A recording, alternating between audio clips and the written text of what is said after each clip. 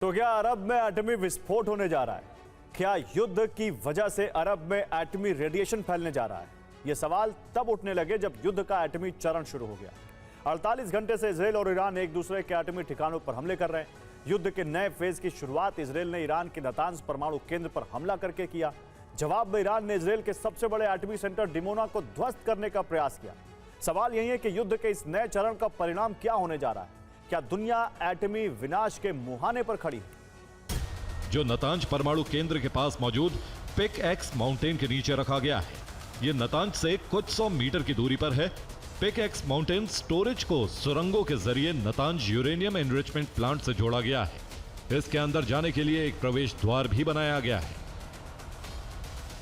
Pick x mountain की ऊंचाई 5000 metre है, जिसकी तलहटी में 328 फीट नीचे यूरेनियम का स्टोरेज एरिया बनाया गया है। इसी एरिया में ईरान ने 400 किलो संवर्धित यूरेनियम रखा है।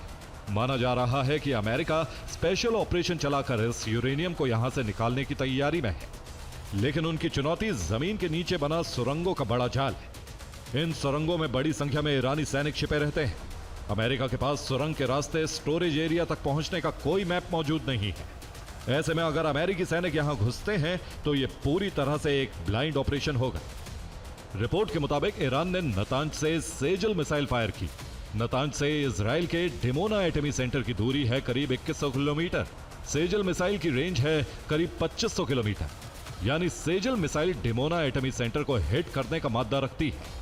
यह मिसाइल 16000 किलोमीटर प्रति घंटे की रफ्तार से जाकर हमला करती है।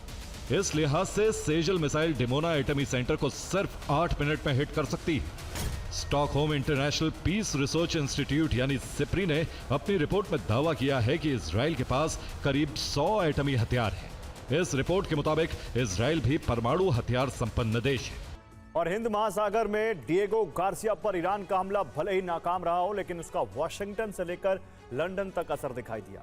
कई तरह की बातें हो रही हैं। कुछ रक्षा विशेषज्ञ कह रहे हैं कि अगर ईरान ने 4000 किलोमीटर की दूरी तक मार करने वाली मिसाइल जंग में उतारी है, तो इसका मतलब है कि उसके पास इससे भी अधिक दूरी तक मार करने वाली मिसाइलें तैयार हैं।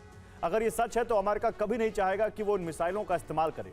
लिहाजा डिएगो गार्सिया के अटैक ने अमेरिका और ब्रिटेन को भड़का दिया है, जिसके बाद एक नए एटमी युद्ध की सुगबुगाहट सुनाई दे रही है। ईरान के 4000 किलोमीटर की दूरी पर ब्रिटेन का बेस डिएगो गार्सिया। ईरान ने 2 मिसाइलें लॉन्च की। एक अपने टारगेट तक नहीं पहुंच पाई और दूसरी को हवा में ही मार गिराया। ये मिसाइलें लक्ष्य तक नहीं पहुंची, लेकिन ईरान का संदेश साफ था, हम नहीं पहुंचे लेकिन हम पहुंच सकते हैं। इस बार चूक गए, लेकिन अगली बार चूक नहीं होगी। बहरीन में United kingdom naval support facility मौजूद है। ओमान में 2018 में ब्रिटेन ने UK joint logistics support base बनाया था, जो फारस की खाड़ी के बाहर एक लॉजिस्टिक हब का काम करता है। यूनाइटेड किंगडम को कतर के अल उदैद एयरबेस तक भी पहुंच मिली हुई। यूएई के अल मिनहाद एयरबेस तक भी ब्रिटिश एयरफोर्स की पहुंच है, जिसका उपयोग इस इलाके में कई तरह के अभियानों में किया जाता है। इसके अलावा साइप्रस में भी ब्रिटेन के 2 स्थायी बेस हैं, जिनमें ब्रिटेन के लड़ाकू विमान तैनात हैं। डिएगो गार्सिया के जरिए ईरान ने ब्रिटेन के इन तमाम बेसिस को चेतावनी जारी कर दी है कि अगर एक भी चिंगारी और भड़की तो वो ब्रिटेन के पूरे नेटवर्क को ध्वस्त कर देगा। ब्रिटिश रॉयल नेवी की यह submarine Tomahawk block 4 missile से लैस है। ये मिसाइलें 1600 किलोमीटर की दूरी तक दुश्मन के किसी भी ठिकाने को नेस्त नाबूद कर सकती हैं। इसके अलावा पनडुब्बी में मौजूद स्पीयर फिश टॉर्पीडो दुश्मन के समुद्री जहाजों का खाल साबित हो सकते हैं। न्यूक्लियर पावर से ऑपरेट होने वाली सबमरीन महीनों तक समंदर की सतह पर आए बिना बड़े से बड़े अभियान को अंजाम दे सकती है। और ये समंदर के अंदर जरा भी हलचल नहीं करती, एकदम साइलेंट मोड में रहती है, जिससे इसे ट्रैक करना काफी मुश्किल साबित होता है। इसकी मौजूदगी का मतलब है कि जरूरत पड़ने पर ब्रिटिश रॉयल नेवी ईरान पर हमला कर सकती है। ब्रिटेन के पीएम कीर स्टार्मर ने पहले ही अमेरिका को ईरान के खिलाफ अपने सैन्य अड्डों के इस्तेमाल की मंजूरी दे चुके हैं। कि क्या ईरान सच में आईसीबीएम की ताकत दिखा रहा है, या ये सिर्फ साइकोलॉजिकल वॉरफेयर है? ब्रिटेन की परमाणु पनडुब्बी सिर्फ ईरान पर दबाव बनाने के लिए आई है, या ये किसी विनाशकारी युद्ध का संकेत है? और सबसे बड़ा सवाल, अगर ईरान इसी ताकत से तमाम देशों को जवाब देता रहा तो कहीं ऐसा तो नहीं कि ट्रंप सबसे खतरनाक विकल्प को अपनाने पर विचार करेंगे। और इस युद्ध में ट्रंप के होर्मुज स्ट्रेट अब तक का सबसे बुरा सपना ट्रंप के लिए साबित हो रहा है। ऐसा लग रहा है जैसे ईरान ने यह समुद्री गलियारा बंद करके ट्रंप की कोई नस दबा दी हो। होर्मुज को खुलवाने के लिए जमीनी ऑपरेशन तक का ब्लूप्रिंट तैयार हो चुका था, लेकिन अब शायद ट्रंप से सब्र नहीं हो रहा है। इसलिए उन्होंने ईरान को 48 घंटे का अल्टीमेटम दिया है और कहा है कि अगर इन 48 घंटों में होर्मुज को नहीं खोला गया तो ईरान हमेशा के लिए अंधकार में डूब जाएगा। यानी बैटल ऑफ होर्मुज भी अब धीरे धीरे खतरनाक रूप लेती जा रही है। ये रिपोर्ट देखिए। अगर ईरान ने अगले 48 घंटों के भीतर बिना किसी धमकी के हॉर्मुज स्ट्रेट को पूरी तरह नहीं खोला तो अमेरिका उसके तमाम पावर प्लांट्स पर हमला करेगा और उन्हें पूरी तरह तबाह कर देगा। शुरुआत सबसे बड़े प्लांट से होगी कि अगर हमारे ऊर्जा ठिकानों पर हमला हुआ तो हम अमेरिका और उसके सहयोगियों के इंफ्रास्ट्रक्चर को निशाना बनाएंगे। जिस स्तर का हमला होगा उसी स्तर का जवाब दिया जाएगा। अगर ट्रंप की शर्तों को मानते हुए ईरान ने हॉर्मुज को खोल दिया तो पूरी दुनिया को तुरंत राहत मिल जाएगी। कच्चे तेल की कीमतों में लगातार जो उछाल आ रहा है वो रुक जाएगा। दुनिया भर के शेयर बाजार में निवेशकों का भरोसा लौटेगा और हॉर्मुज के खुलने का मतलब होगा कि अब जंग भी धीमी पड़ सकती है। 48 घंटे के अंदर ईरान ने अमेरिका की शर्तें नहीं मानी तो यहां से विकट परिस्थितियां शुरू हो सकती हैं। इन हालात में अमेरिका उसके पावर प्लांट्स पर हमले कर सकता है। जवाब में ईरान खाड़ी देशों के तेल और गैस संयंत्रों को निशाना बना सकता है और पूरी दुनिया में जो तेल संकट चल रहा है वो एक अलग स्तर पर पहुंच सकता है।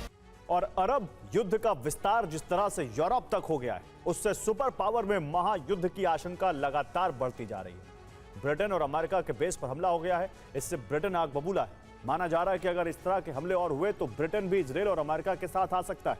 उधर नातान्ज एटमी सेंटर पर इजरायल के हमले के बाद भड़के पुतिन ने ईरान की सुरक्षा के लिए बहुत ही मजबूत चक्र तैयार कर दिया है। अगर इस चक्र को तोड़ने की कोशिश की गई तो रूस, चीन और उत्तर कोरिया भी जंगी मैदान में उतर सकते हैं। एक तरफ है अमेरिका, इजराइल और ब्रिटेन तो दूसरी तरफ हैं रूस, चीन, उत्तर कोरिया।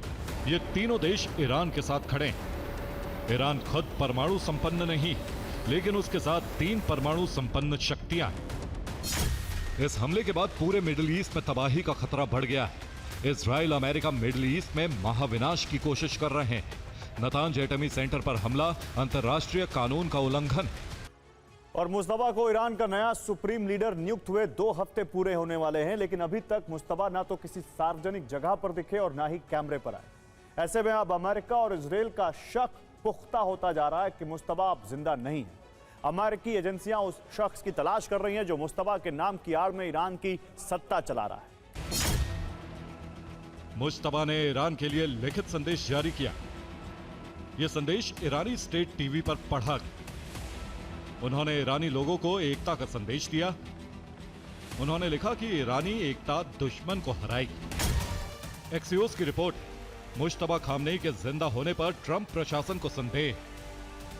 यूएस और इजरायली खुफिया एजेंसी मुश्तबा के जीवित होने का पुख्ता प्रमाण ढूंढ रही है ताकि इस बात की पुष्टि हो सके कि मुश्तबा ही ईरान की सत्ता पर काबिज है। उन्हें संदेह है कि मुश्तबा IRGC को आदेश नहीं दे रहे हैं।